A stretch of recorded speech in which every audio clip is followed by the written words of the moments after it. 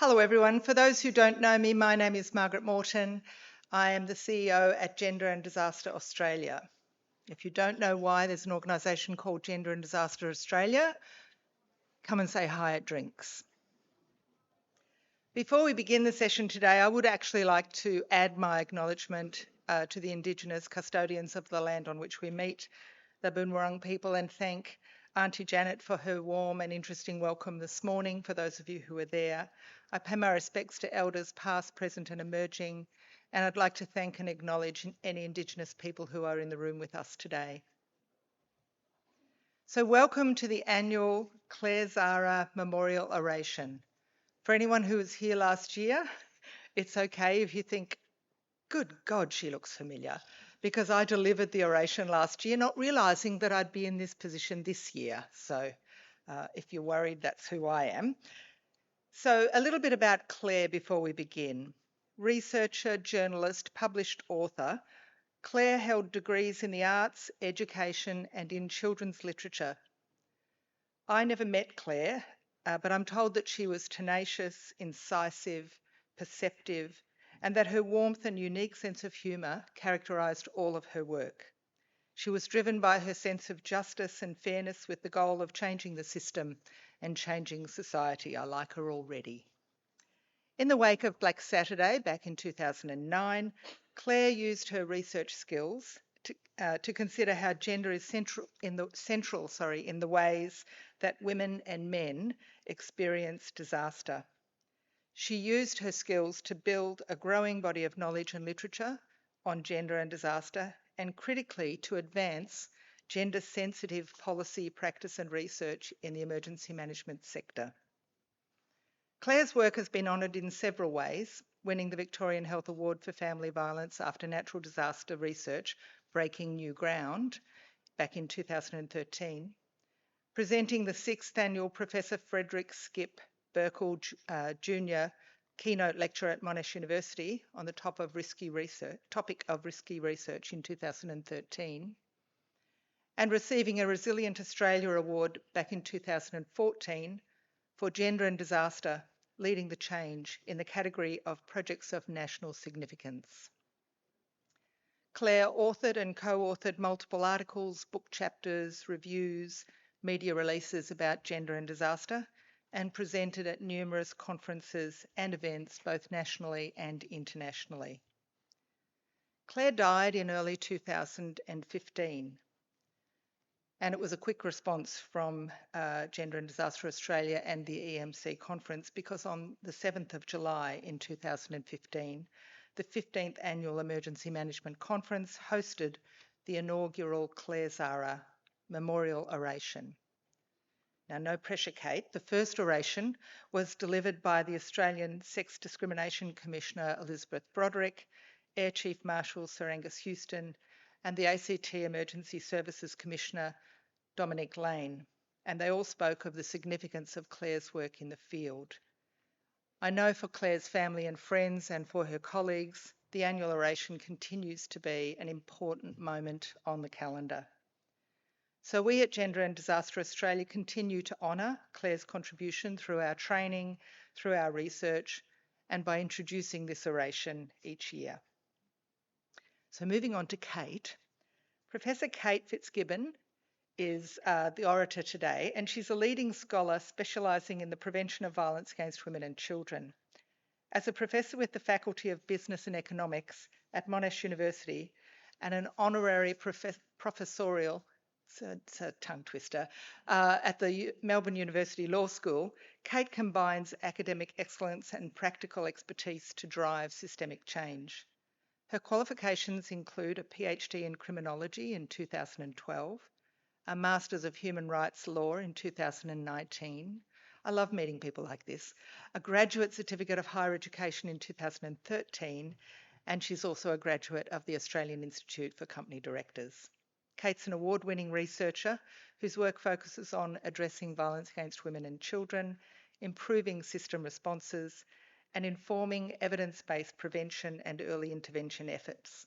She's advised both the Australian and the UK governments, I'll stop soon, Kate, on violence prevention, policies and justice system responses, and she's contributed to global initiatives focused on eliminating gender-based violence. I'm really looking forward to hearing Kate's oration today. I'll let her add anything that you think I've missed, but I will stop now. Please welcome Professor Kate Fitz-Gibbon.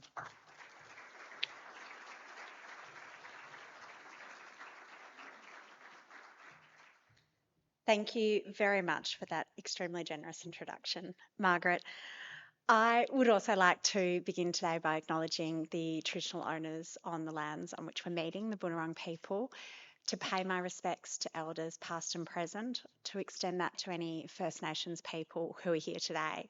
I think both the topic at the heart of this conference, disasters, we know often disproportionately impacts First Nations community and Aboriginal land. And the topic that I'm going to speak at length at today, gender-based violence, also disproportionately impacts First Nations communities, particularly women and children. To provide some clarity on that, we know that Aboriginal women are up to 11 times more likely to be killed as a result of men's violence and up to 32 times more likely to be hospitalised as a result of intimate partner violence. So there's so much work to be done and to be led by First Nations communities in this space. It is such an honour to be invited to deliver the Claire Zara Oration today, and in particular thanks to Margaret for extending that invitation to me. I'm really excited to see all the work that's being built and the new strategy and frameworks for Gender and Disaster Australia under your leadership, Margaret. So thank you. I am so aware that the reason that much of the work I'm going to speak to today, the research exists, is because Claire Zara put the topic of gender and disaster on the map in Australia and pushed it forward in a way that really brought together and forged conversation and dialogue between academia, between the research, policy and practice. So I'm extremely grateful, and it's an honour to be invited to deliver this. It's also an incredible privilege to get to address an audience that is extremely different to those that I'm usually speaking with. I have not delivered a speech specifically to emergency management professionals and those working in and around disasters previously. And so I genuinely really would like to begin by thanking everyone in this room for the work you do, my family, the people I love, my community, and all of Australia benefits from it, from the work you do to keep us safe, to restore safety when it's been lost, and to create calm in times of crisis. So thank you so very much. I'm going to use the 20 or so minutes I have today to draw attention to the intersection of the work that you do and the work that I do on the national crisis of domestic, family and sexual violence in Australia. And I'm aware that for some of you, by virtue of the prevalence of this violence across our community, this topic will be deeply personal. And I want to hold space for that. And certainly I'm not going to speak at length about experiences of violence, but if at any stage something I said is a bit triggering, please do take care, step out in the beautiful afternoon sun and have a breath. For others, it might be something that has popped up professionally from time to time, or something that has been delivered in a 1-hour training session. And then for some of you, you might say it is sitting well outside the scope of your work. My hope is that for each and every person in this room, by the end of it, you'll be motivated to be part of efforts nationally to address what is most definitely a crisis. As many of you will likely know, in the wake of natural disasters, whether it's bushfires, floods, pandemics, violence against women and children increases sharply. It's now well evidenced in Australia and internationally. For example, following the Black Saturday bushfires, the Queensland floods and the COVID-19 lockdowns. Each of those crises in recent Australian history borne out, evidence-based, that crises magnifies inequality, insecurity, and it compounds the risk of gender-based violence. In the early months of the COVID-19 pandemic, it was in April 2020, the United Nations referred to the projected increase in violence against women as a shadow pandemic. And that really caught on in the coming years. So today I'd like to spend a bit of time talking about the evidence of that increase of violence post-disaster, but also what it would mean to embed violence prevention in every phase of emergency management, for before, during and after disaster. I'll look at what the evidence tells us, some examples of what's been working in practice, but importantly, why early intervention, cultural change and trauma-informed recovery are absolutely essential in this space. Safety, as I'm sure many people in this room are converts to, isn't just about rebuilding roads, houses, restoring power. It's about ensuring that every woman and child in those communities have the opportunity to feel safe, to be safe, and to heal fully if they have not been. Not just from the disaster or the crisis that's presented, but from the violence that may follow. So if I take a moment to look at that evidence of the intersection between natural disasters and violence against women and children, the example that likely most people in this room are aware of, in the aftermath of the 2009 Black Saturday bushfires in Victoria, research documented that intimate partner violence increased by up to 46% in the communities most affected by those bushfires. For many women who participated in research led by Deb Parkinson afterwards, they described that the trauma of surviving the bushfire was followed by the trauma of surviving violence. And this isn't an isolated example. Following the 2010 and 2011 Queensland floods, the Domestic and Family Death Review Board in Queensland found an increase in family violence incidents in each of the flood-affected areas. Similarly, during the COVID-19 pandemic, which for many mirrored the dynamics of a slow-moving, rolling disaster, Australia saw a significant surge in family violence reports, particularly in those states that experienced the more prolonged lockdown periods. The Australian Institute of Criminology, for example, found that 1 in 10 women experienced violence, with 2/3 of those saying that it was the first time they'd ever experienced violence in their relationship. This pattern isn't unique to Australia. It's been observed globally. So in the United States, for example, following Hurricane Katrina, rates of domestic violence in Mississippi nearly tripled in the year after the disaster. Responding services were largely destroyed. Law enforcement in the area was completely under-resourced, and many women at the time had no access to safe housing. In each of these examples, the post-disaster chaos largely served to mask a growing crisis of intimate partner violence. We know that disasters heighten the risk of intimate partner violence for many different interconnected reasons. The pressures of displacement, loss of income, and the destruction of homes and livelihoods cause heightened stress and volatility within family units, within relationships, and within cohabiting households. There's also the breakdown of community supports that occur, whether it be in schools, among neighbours, and among social networks. It strips away many of the informal protective factors that victim survivors put in place to keep themselves safe when they're in an abusive relationship. We also know that access to help at this time can be severely reduced for victim survivors. Services may be closed for periods of time. They may be overwhelmed by demand. We have a frontline of domestic, family and sexual violence services that are already overwhelmed day to day, yet alone when crisis hits. Or they may have their efforts redirected to focus on emergency relief. Police and health professionals may be focused on the visible crisis, while the invisible one that's unfolding behind the scenes in kitchens, in bedrooms, in short-term housing, often goes largely unresponded to. For women and children that are living with or escaping violence, these periods of crisis can be catastrophic, and they have long-term impacts that go well beyond that time of crisis. But I do want to be really clear about something. This is not inevitable. There is nothing about a disaster that causes violence, that inevitably causes violence. What that means and what gives me hope is that this should be preventable, and it is preventable, but only if we act intentionally and only if we embed violence prevention into all phases of disaster management and across all settings in the community. But if we don't plan for this, if we neglect to include violence prevention in emergency risk assessments, for example, in resourcing and in recovery planning, then as a community, and particularly as governments, we enable the escalated harm that occurs. So what do we know about some of the current approaches in this area?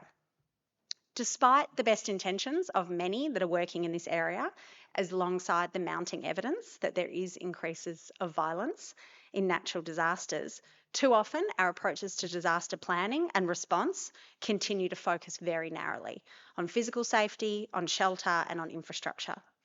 There's, of course, obvious examples that are different to that, but what is missing and what has never been prioritised across the board is social safety, emotional safety, gendered safety, the safety of women and children from violence during the post-disaster period.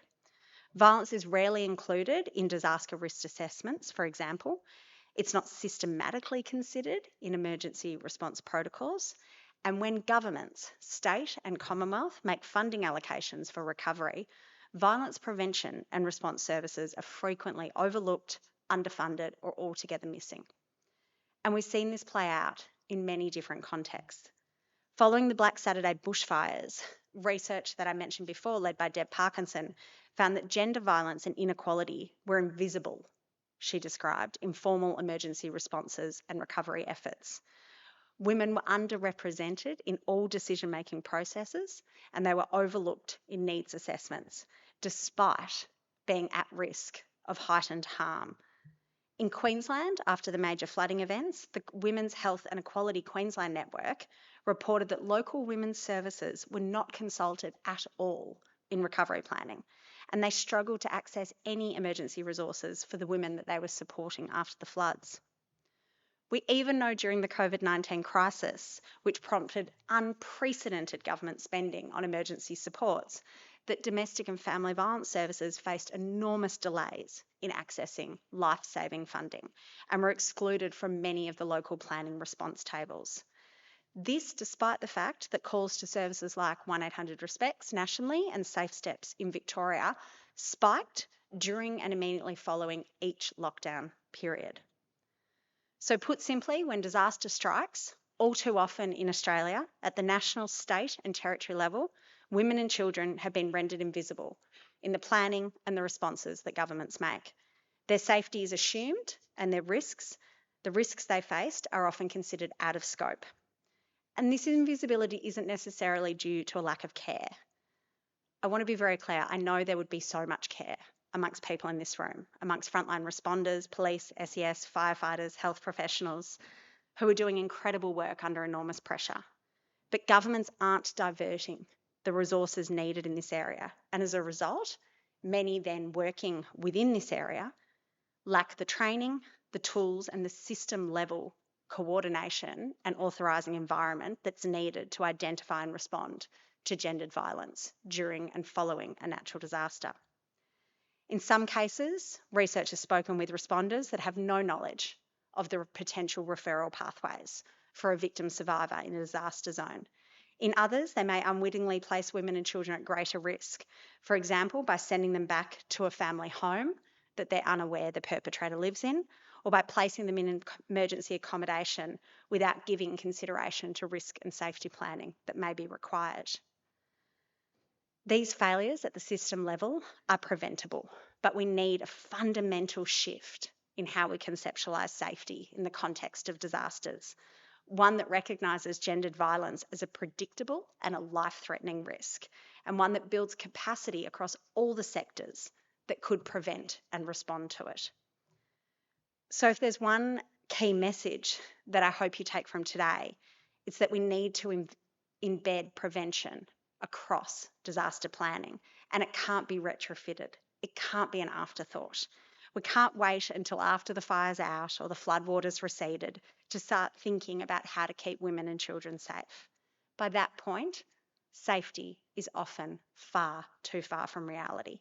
Evidence clearly tells us that the violence will have already escalated or begun for the first time. The systems are already strained and the harm and its impacts have already occurred.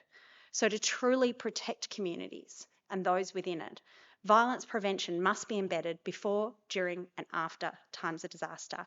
That must be a proactive and integrated planning process that treats gender-based violence as a core disaster risk, not as a secondary consequence.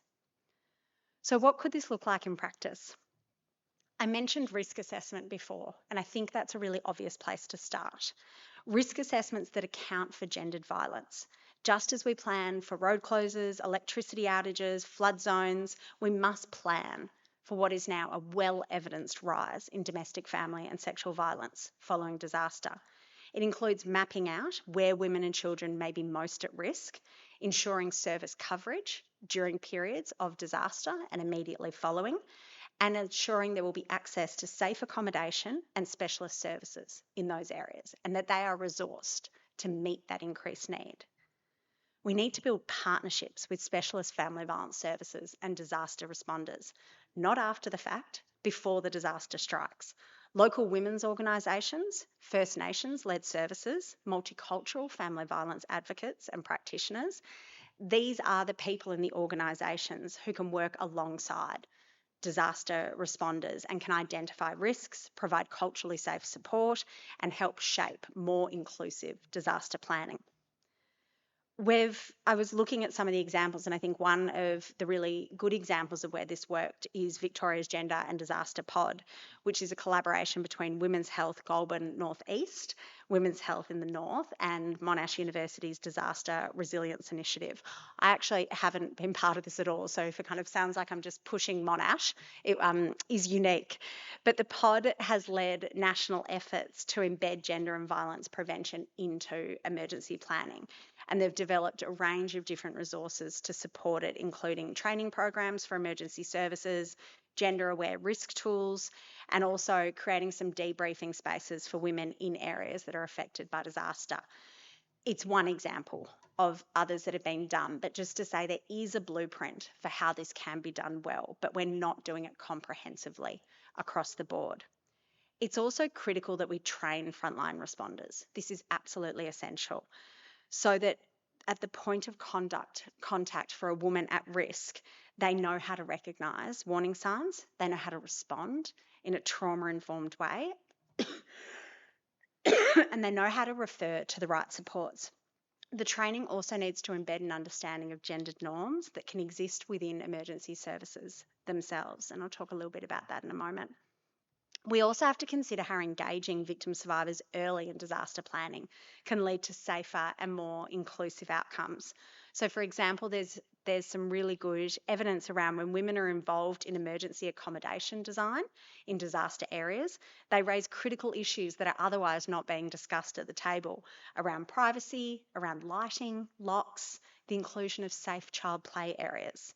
These are elements in design and architecture that can significantly address risk and improve safety, but are often missing in our discussions around how to set up post-disaster zones.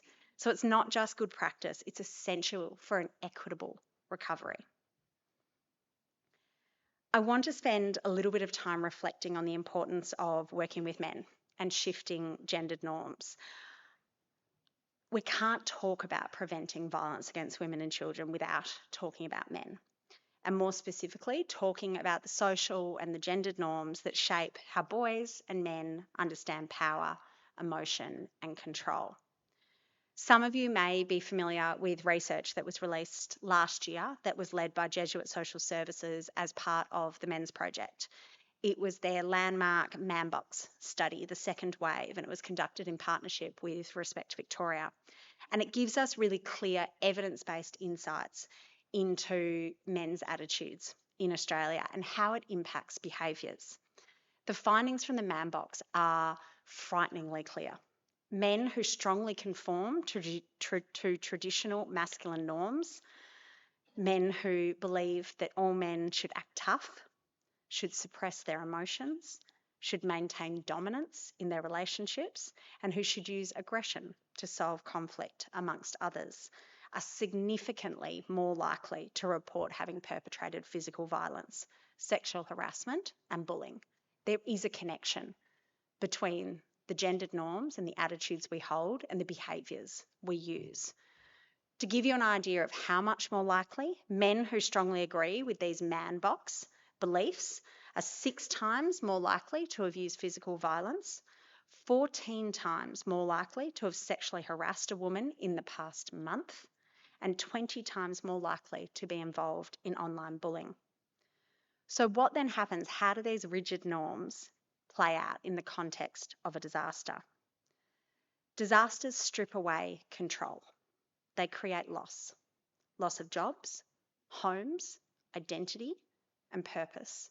For some men, especially those that are raised to believe that they must always be the providers and the protectors in their relationship and in their family, that loss of control is frightening, is debilitating. We know that in those moments of instability, it can trigger harmful expressions of masculinity, including anger, blame, withdrawal, and violence.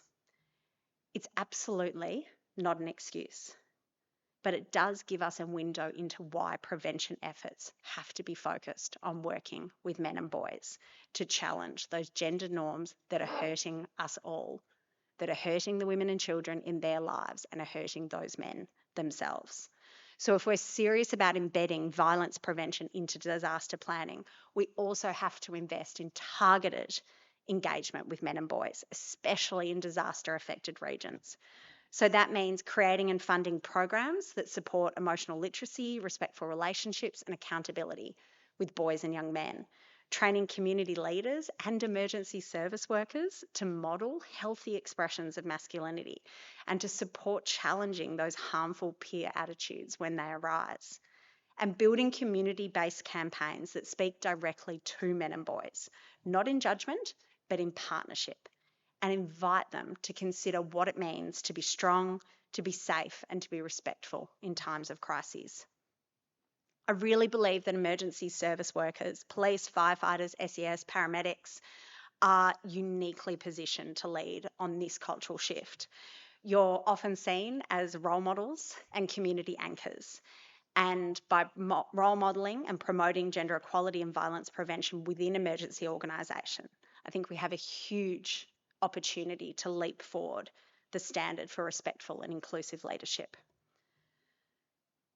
Prevention in that sense isn't just about programs and services, it's about cultural change.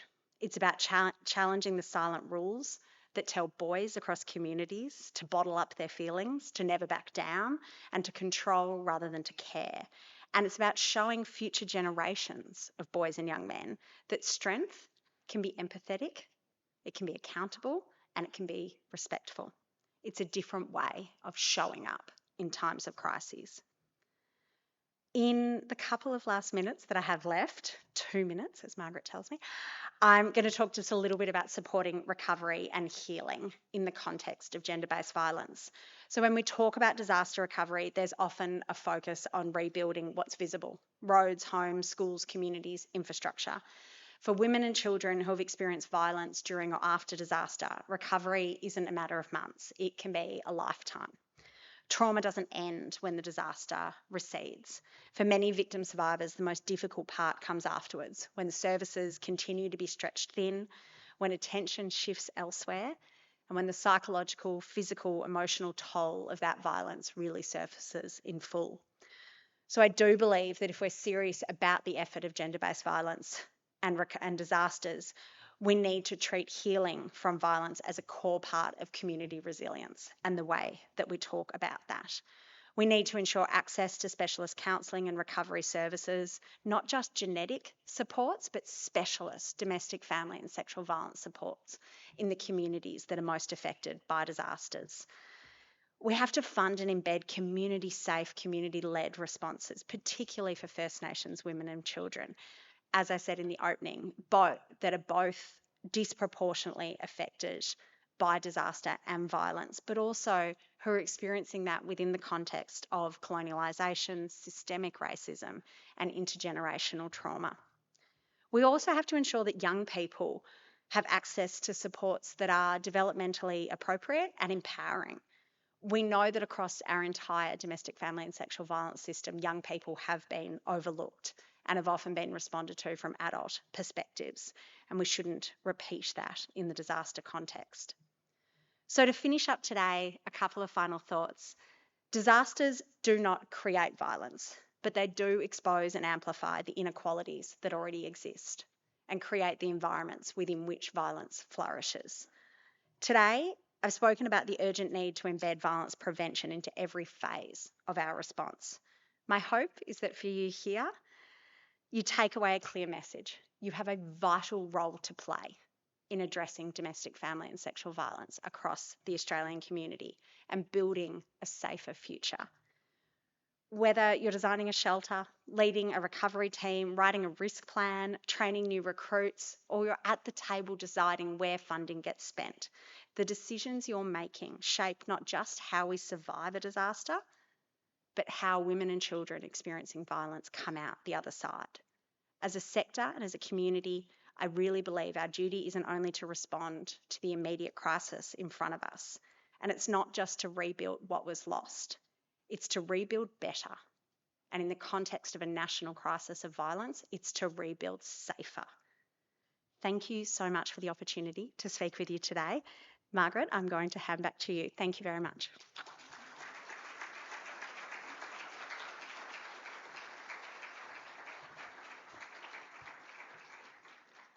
Well, there's a powerful speech for you. We do have time for a couple of quick questions, and while you're thinking about whether you'd like to ask one, I would like to say that a lot of the work that Kate's spoken about, and in particular the GAD-POD work, is now what Gender and Disaster are furthering and building on. So if you like what you've heard, if you want to know more about what you've heard, if you want to find out about the training and how you can do this in your own workplaces, come and see the team over at the stand out there in the exhibition area, and we'll help. So do we have any questions? You've knocked their socks off, Kate. One down the back. Mark Gunning, CFA, thank you. Given that a lot of our disasters are affecting very remote rural areas, and you talk about specialist services, does that not compound the problem because the specialist services are inaccessible to some of these people? What can we do at the front line to actually improve our response and capability during emergencies with limited resources? Yeah, it's such a good question, and we absolutely know that access to specialist services in rural and remote communities is limited and has been poorly resourced. There are a number of digitally accessible services, so things like 1800 Respects, but also Full Stop Australia and others that at least provide that initial referral pathway for someone and can provide specialist counselling and risk assessment, but via virtual pathways. They can now be accessed online via phone and via text. So even just providing that information to someone who might be at risk is a great starting point. I might add to that while the mic is moving. Our training that will also help you work out how to plan for a gendered response ahead of time is also available online. I don't know where the mic went. Who's holding the mic? Great. Next question. David Brown, Department of Education, Northwest Victoria region. Two things. First and foremost, we notice in our emergency management reports from schools that during terms 2 and 3, in other words, the colder terms when it's not daylight saving, that the increase in reports from schools with regards to domestic violence increases as people are stuck at home, I suppose, because of the colder weather and not out in the evenings with the longer days. But the second question is, from an education department's perspective, where we are quite often, schools are quite often the hub of a community and quite often have links throughout a community, particularly in times of critical incidents and emergencies. What can we as a department do to support your work in getting that message out to ensure